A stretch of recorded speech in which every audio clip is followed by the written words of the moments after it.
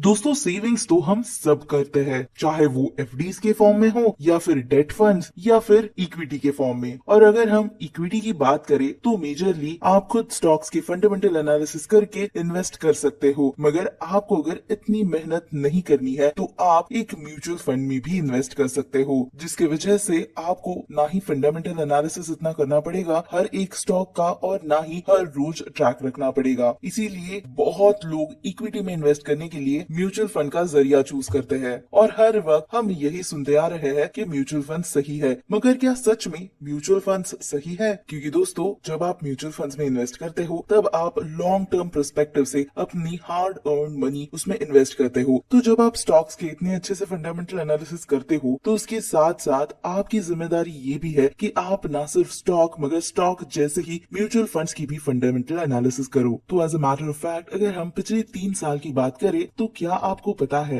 कि 39% mutual funds ने अपने बेंचमार्क को भी नहीं बीट किया है। यानी एक तो आप इतना ज्यादा एक्सपेंस रेशियो पे करते हो और फिर भी वो म्यूचुअल फंड्स अपने बेंचमार्क को भी नहीं बीट कर पाते। वही 61% म्यूचुअल फंड्स बेंचमार्क को बीट करते हैं, मगर ऐसे बहुत कम फंड्स है जिन्होंने एक्सेप्शनली बहुत अच्छा परफॉर्म किया है। यानी कि दोस्तों आपको इस 39% म्यूचुअल फंड्स को तो अवॉइड करना ही चाहिए, मगर इस 61% में भी आपको ऐसे बढ़िया फंडामेंटल एनालिसिस करना चाहिए इन सारे म्यूचुअल फंड्स का जो रिस्क और रिटर्न अच्छे से बैलेंस करे। क्योंकि दोस्तों जब आप म्यूचुअल फंड्स लेते हो तब आप यही सोच के लेते हो कि इंडिविजुअल स्टॉक्स में इन्वेस्ट करने से कम रिस्क आपको म्यूचुअल फंड्स देगा। और इसी टॉपिक पर आज हम बात करने वाले हैं और हम आपको बताएंगे ऐसे म्यूचुअल फंड्स जो लो रिस्क है मगर रिटर्न्स काफी हाई है। तो चलिए दोस्तों बात करते हैं आज की top 5 low risk high return के म्यूचुअल फंड्स की जो आप लंबे समय के लिए इन्वेस्ट कर सकते हो। इनका रूलिंग रिटर्न्स की कंपैरिजन, इनके रिस्क पैरामीटर्स, इस सब के बारे में बहुत ही डिटेल में जानेंगे और 500 म्यूचुअल फंड्स में से best of the best 5 mutual funds choose करेंगे। मगर इस डिस्कशन को आगे बढ़ाने से पहले अगर अभी तक आपने हमारे चैनल इन्वेस्ट टुडे को सब्सक्राइब नहीं किया है तो देर किस बात की, जल्दी से कीजिए, क्योंकि ऐसी ही इन्वेस्टमेंट रिलेटेड वीडियोस हम आपके लिए हर रोज लाते रहते हैं। दोस्तों इस वीडियो की शुरुआत हम करने वाले हैं सारे ही म्यूचुअल फंड्स को एक एक्सेल शीट में डाल के। इसमें मैंने कंपैरिजन करने के लिए कुल मिलाकर 547 म्यूचुअल फंड्स चूज किए हैं, मगर इसमें से आप यहाँ पर देख सकते हो कि कई म्यूचुअल फंड्स के जो रिस्क पैरामीटर्स है वो मिसिंग है। वो इसलिए है दोस्तों क्योंकि कोई भी रिस्क पैरामीटर जैसे standard deviation, Sharpe ratio, alpha, beta, ये सब कैलकुलेट होता है 3 ईयर की इनकी परफॉर्मेंस के अनुसार। इसीलिए जो फंड्स नए हैं उनके रिस्क रेशियोज अभी तक आए नहीं है। अब दोस्तों इस लिस्ट में भी कई सारे थीमेटिक फंड्स है। अब थीमेटिक फंड्स का प्रॉब्लम ये होता है कि कभी एक सेक्टर बढ़ता है तो कभी दूसरा। जैसे कुछ ही टाइम पहले अगर आप देखते तो सारे जो आईटी सेक्टर के फंड्स थे यानी टेक्नोलॉजी थीमेटिक फंड्स, उसने बहुत बढ़िया रिटर्न्स दिया था। और इस समय इंफ्रा के जो फंड्स है उन्होंने बहुत ही बढ़िया रिटर्न्स दिया है। इसीलिए दोस्तों ये कई बार बायस्ड ओपिनियन हो जाता है। इसीलिए हमने सारे थीमेटिक फंड्स भी निकाल दिए हैं और इसीलिए अब हमारे पास रहते हैं 235 फंड्स जो थीमेटिक नहीं है। तो चलिए दोस्तों अब रिस्क के हिसाब से इन 235 फंड्स में से best of the best fund choose करते हैं। अब दोस्तों सबसे पहले जिस पैरामीटर के बारे में हम बात करने वाले हैं वो है अल्फा। अब ध्यान रखिए दोस्तों, अल्फा समझना बहुत आसान है, ये रिटर्न से रिलेटेड है। यानी कि अगर अल्फा 10 है यानी इसका मतलब ये है कि इसने अपने बेंचमार्क से 10% ज्यादा रिटर्न्स लाए हैं। अब अगर हम एक फ्लेक्सी कैप फंड की बात कर रहे हैं तो इसका बेंचमार्क है निफ्टी 500। तो अगर निफ्टी 500 ने 80% रिटर्न्स इस साल दिए हैं तो इसका ये मतलब है कि इस फंड ने, क्योंकि इसका अल्फा 10 है, इसने 90% रिटर्न्स दिए हैं। तो जाहिर सी बात है दोस्तों, जितना अल्फा ज्यादा उतना ये अच्छा होता है। इसीलिए हम सॉर्ट करते हैं अल्फा को लार्जेस्ट टू स्मॉलेस्ट में। अब लार्जेस्ट टू स्मॉलेस्ट में अल्फा को हमने 6 के ऊपर अगर है तो इसे डार्क ग्रीन किया है, अगर ये 4 के ऊपर है तो लाइट ग्रीन, और 3 के ऊपर है तो येलो, 0 के ऊपर है तो ऑरेंज, और जो नेगेटिव है यानी कि इन्होंने अपने बेंचमार्क को भी नहीं बीट किया है उन्हें हम रेड कंसिडर करते हैं। और ये जो रेड में फंड्स है वो तो हम बिल्कुल भी नहीं कंसिडर करने वाले हैं। अब अल्फा जैसे ही एक बहुत इंपॉर्टेंट पैरामीटर होता है बीटा, यानी ये फंड कितना वोलेटाइल है। अब दोस्तों जैसा मैंने इंट्रोडक्शन में आपको बताया, लो रिस्क यानी लो वोलेटिलिटी वाले म्यूचुअल फंड्स आपको हमेशा चूज करने चाहिए। इसीलिए दोस्तों बीटा हमेशा बहुत कम होना चाहिए। और जस्ट फॉर योर रेफरेंस 1.0 होता है बेंचमार्क का बीटा। तो अगर किसी भी म्यूचुअल फंड का बीटा 1 से ज्यादा है, इसका ये मतलब है कि वो फंड बहुत ज्यादा बेंचमार्क से भी ज्यादा वोलेटाइल है और ऐसे फंड्स हमें अवॉइड करने चाहिए। और जिन फंड्स का बीटा बहुत कम है वो है बहुत कम वोलेटाइल, उन्हें आपको प्रेफरेंस जरूर देना चाहिए। तो इसी तरह हमने इसे भी कलर कोड किया है। और इसी तरह एक और बहुत ही इंपॉर्टेंट वोलेटिलिटी के रिलेटेड पैरामीटर है, वो है स्टैंडर्ड डिविएशन। स्टैंडर्ड डिविएशन आपको बताता है कि फंड एग्जैक्टली कितने परसेंट से ऊपर नीचे होता है। तो दोस्तों बीटा के जैसे स्टैंडर्ड डिविएशन भी होना चाहिए सबसे कम। तो स्टैंडर्ड डिविएशन को भी हमने कलर कोड किया है। और 21 ये लगभग निफ्टी के इंडेक्स फंड की वोलेटिलिटी है, इसीलिए हमने 21 से कम है उन्हें हमने ग्रीन किया है। और स्टैंडर्ड डिविएशन के जैसा ही एक और बहुत इंपॉर्टेंट पैरामीटर शार्प रेशियो है। शार्प रेशियो आपको कितने परसेंट ज्यादा रिटर्न्स के लिए कितना ज्यादा रिस्क ली है इस म्यूचुअल फंड ने वो बताता है। और ये भी रेशियो जितना ज्यादा उतना अच्छा होता है और इसे भी इसी तरह हमने कलर कोड किया है। अब दोस्तों इस सारे फंड्स में आप यहाँ पर देख सकते हो कि कईयों के येलो, ग्रीन, ऑरेंज है, तो ये सेटिस्फैक्टरी है। मगर हमें टारगेट करना है उन फंड्स को जिनके ये चारों ही रिस्क पैरामीटर्स ग्रीन में हैं। तो हमने ऐसे ही उन 200 फंड्स में से 9 फंड्स निकाले हैं जिनके सारे ही पैरामीटर्स ग्रीन में है, यानी ये one of the best funds है। अब दोस्तों यहाँ पर आप क्लियरली देख सकते हो कि पहले जो 3 फंड्स है उसमें डार्क ग्रीन कलर है, लाइट ग्रीन भी नहीं है, यानी ये बेस्ट है। उसके बाद 2 फंड्स है जिनके 3 पैरामीटर्स डार्क ग्रीन है और फिर जो बाकी के 4 म्यूचुअल फंड्स है उनके 2 पैरामीटर्स डार्क ग्रीन और 2 लाइट ग्रीन है। तो इसी के हिसाब से हमने इसे नंबरिंग दी है और इसमें बहुत ही बेहतरीन परफॉर्मेंस पराग पारिक फ्लेक्सी कैप फंड का है, उसके बाद एक्सिस मिड कैप का है, फिर है एक्सिस फ्लेक्सी कैप, फिर एक्सिस ब्लू चिप, फिर है एसबीआई मैग्नम ग्लोबल फंड, फिर Bank of India Axa tax advantage fund, Canara Robeco equity taxable fund, Canara Robeco flexi cap fund और Canara Robeco blue chip equity fund है। मगर दोस्तों एक आदमी 9 फंड्स तो नहीं ले सकता, राइट? इसीलिए हमें चूज करना चाहिए इनमें से ही और ज्यादा बेस्ट फंड्स। वो हम करेंगे इनके रोलिंग रिटर्न्स के अनुसार। अब दोस्तों 3 साल के रोलिंग रिटर्न्स के अनुसार ये डेटा मैंने लिया है और यहाँ पर आप क्लियरली देख सकते हो कि निफ्टी 50 से तो Canara Robeco equity tax saver, Parag Parikh flexi cap, Canara Robeco flexi cap, Bank of India Axa tax advantage, Axis flexi cap, इन सारे फंड्स ने निफ्टी 50 को मई 21 से बहुत ही बढ़िया मार्जिन से बीट किया है। और ये जो ग्रीन कलर की लाइन है यानी पराग पारिक की, वो हमेशा ही ऊपर ही रही है। अब अगर 3 साल के रोलिंग रिटर्न्स के अनुसार अगर हम स्टैटिस्टिक्स वाइज देखेंगे कौन सा फंड बेस्ट है, तो यहाँ पर आप क्लियरली देख सकते हो कि BOI AXA tax advantage fund ने 25% टाइम्स 0 to 10 के बीच में रिटर्न्स दिए हैं। वही एक्सिस फ्लेक्सी कैप फंड ने भी 93.56% टाइम्स 10 to 20 के बीच में ही रिटर्न्स दिए हैं। वही Canara Robeco flexi cap fund ने भी 90.59% टाइम्स 10 to 20% के बीच में रिटर्न्स दिए हैं। इसके अलावा दोस्तों हमारे जो बाकी के फंड्स हैं उन्हें भी अगर हम कंपेयर करें तो 3 साल के रोलिंग रिटर्न के अनुसार आप यहाँ पर देख सकते हैं कि ये जो ग्रे कलर की लाइन है वो निफ्टी 50 की है और ये जो इंडिगो कलर की लाइन है वो है एसबीआई मैग्नम ग्लोबल फंड की, और इसने हार्डली कभी निफ्टी 50 को बीट किया है, इसीलिए हमें इसे भी एलिमिनेट करना पड़ेगा। और लंबे अरसे के लिए अगर हम देखेंगे तो ये जो ऑरेंज कलर की लाइन है और ये जो लाइट ग्रीन कलर की लाइन है वो कंसिस्टेंटली बहुत ही बढ़िया परफॉर्म कर रही है। और दोस्तों to be specific Canara Robeco blue chip से भी बहुत ही बढ़िया परफॉर्मेंस एक्सिस ब्लू चिप और मिड कैप का रहा है। अब दोस्तों 3, 5, 10 इन सब सालों को कंपेयर करने के बाद ये जो 4 फंड्स है Canara Robeco equity tax saver fund, Parag Parikh flexi cap, Axis mid cap और एक्सिस फ्लेक्सी कैप, ये फंड्स ऐसे फंड्स है जिन्होंने निफ्टी 50 को हमेशा बीट किया है, अच्छे मार्जिन से बीट किया है और कंसिस्टेंट परफॉर्मर्स है। तो चलिए अब इन रिस्क पैरामीटर्स के हिसाब से हमने सॉर्टिंग तो की है, तो अब हम इन फंड्स के बारे में थोड़ा और जानते हैं। तो बात करते हैं नंबर 1 फंड की, जो है Parag Parikh flexi cap fund.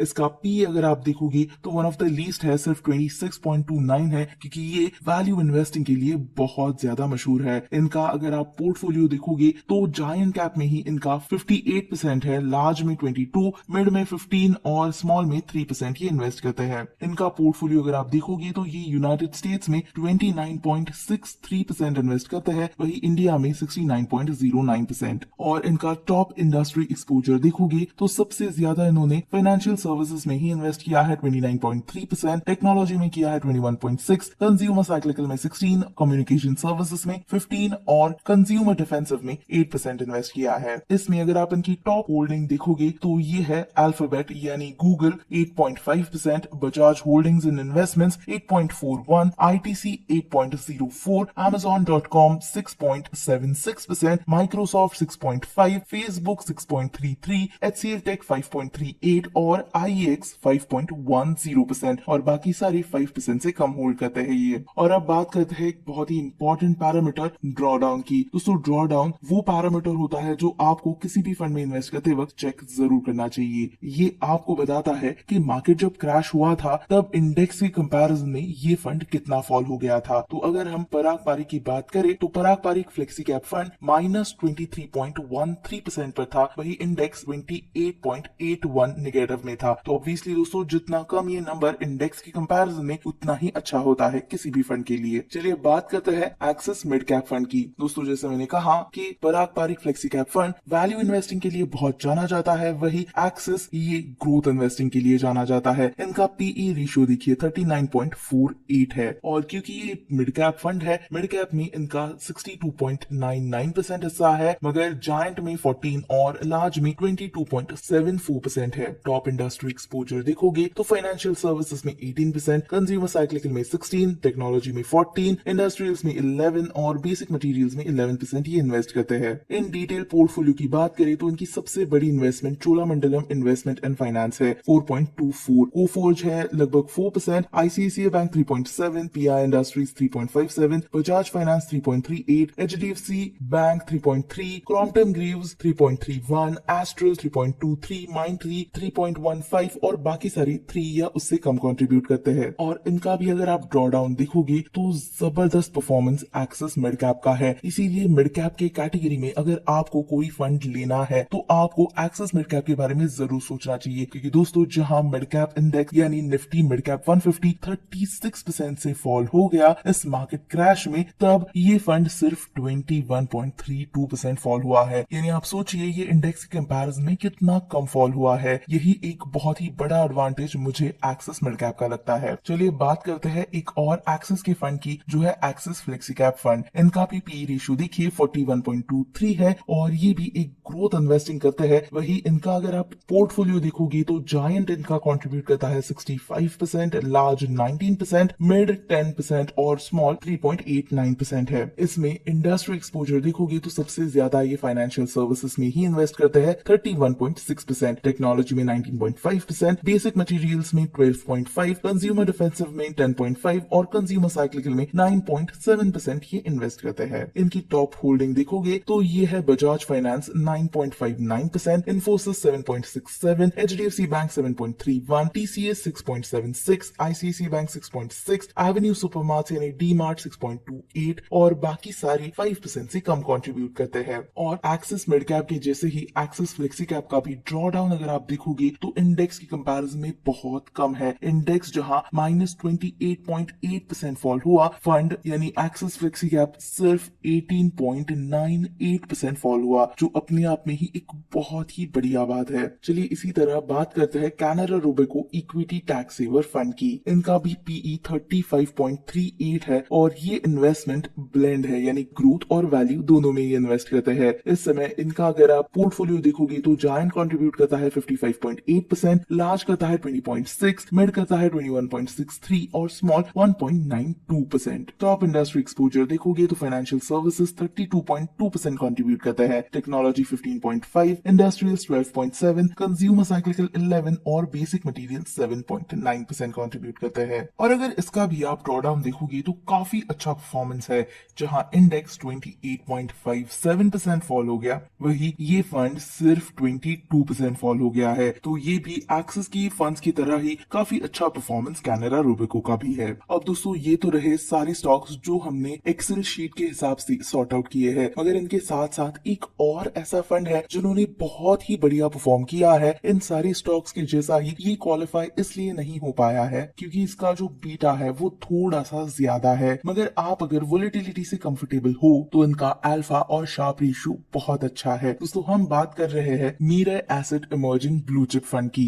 इसे भी हम अगर रोलिंग रिटर्न्स के हिसाब से प्लॉट करते हैं तो ये जो ऑरेंज लाइन है वो मीरा एसेट की है, और यहाँ पर आप देख सकते हो कि कई बार मीरा एसेट ने बाकी सारे जो आज हमने शॉर्टलिस्ट किए हैं फंड्स उनसे बहुत बार अच्छा परफॉर्म किया है और कंसिस्टेंटली ये निफ्टी 50 को भी बीट करते हैं। इसीलिए आज इन 4 फंड्स के अलावा हम Mirae asset emerging blue chip को भी कंसिडर करेंगे, क्योंकि इनका परफॉर्मेंस काफी अच्छा है और सिर्फ इनकी वोलेटिलिटी थोड़ी सी ज्यादा है, इसीलिए आज हमारे लिस्ट में ये शॉर्टलिस्ट नहीं हो पाया है। मगर जो लोग थोड़ी सी वोलेटिलिटी से कंफर्टेबल है उनके लिए ये काफी अच्छा फंड है, इसीलिए आज हमने ये कंसिडर किया है। और अगर ये फंड हम देखें तो इनका पीई रेशियो 24.14 है, वही तो इनका पोर्टफोलियो जायंट में 43% है, लार्ज में 13, मिड में 38 और स्मॉल में 3.66%। वही इनका इंडस्ट्री एक्सपोजर देखोगे तो फाइनेंशियल सर्विसेज में 33.8% कंट्रीब्यूट करता है, बेसिक मटेरियल्स में 12.2, हेल्थ केयर में 10.7, कंज्यूमर साइक्लिकल में 10.3 और इंडस्ट्रीज में 10.2% कंट्रीब्यूट करते हैं। इनकी टॉप होल्डिंग आईसीआईसीआई बैंक है 6.23, HDFC bank 5.78, Axis bank 4.8, Infosys 4.5, state bank of India 3.3, Bharti Airtel 3.16 और बाकी सारी 3% से कम होल्ड करते हैं ये। और जैसा मैंने कहा, क्योंकि ये फंड थोड़ा सा ज्यादा वोलेटाइल है, इसी की वजह से आप यहाँ पर देख सकते हो कि इसका जो ड्रॉडाउन है वो लगभग इंडेक्स जितना ही है। हाँ, इंडेक्स से थोड़ा सा कम है, इंडेक्स 28.57% फॉल हो गया, वही ये फंड 27.35%। तो इस बात का आपको जरूर ध्यान रखना चाहिए अगर आप इस फंड में इन्वेस्ट कर रहे हो तो। इसके अलावा दोस्तों मीरा एसेट इमर्जिंग में भी लमसम इस समय परमिटेड नहीं है। आपको अगर इसमें इन्वेस्ट करना है तो कंपलसरी एसआईपी भी करनी है, तो कंपलसरी आपको इसमें एसआईपी ही करनी पड़ेगी, तो इस बात का भी जरूर ध्यान रखिए। मगर ये जो फंड सारे हमने आज देखे हैं वो अगर आप देखोगे तो कभी भी लेस देन 0 इसने रिटर्न्स नहीं दिए हैं 3 इयर्स की रूलिंग रिटर्न्स के अनुसार। वही सिर्फ Mirae asset emerging blue chip ने 0 to 10% 8.82% टाइम्स रिटर्न्स दिए हैं, मगर इसमें बहुत ही बढ़िया परफॉर्मेंस पराग पारिक का रहा है, क्योंकि इन्होंने 42.16% टाइम्स 20 to 30 के बीच में रिटर्न्स दिए हैं। इसके अलावा एक्सिस मिड कैप भी 31% टाइम्स 20 to 30% के बीच में रिटर्न्स दिए हैं, और मीरा एसेट ने भी 38% टाइम्स 20 to 30% में रिटर्न्स दिए हैं। ये एक बहुत ही बढ़िया बात है इन फंड्स की। इसके अलावा अगर आपको एक स्टेबल और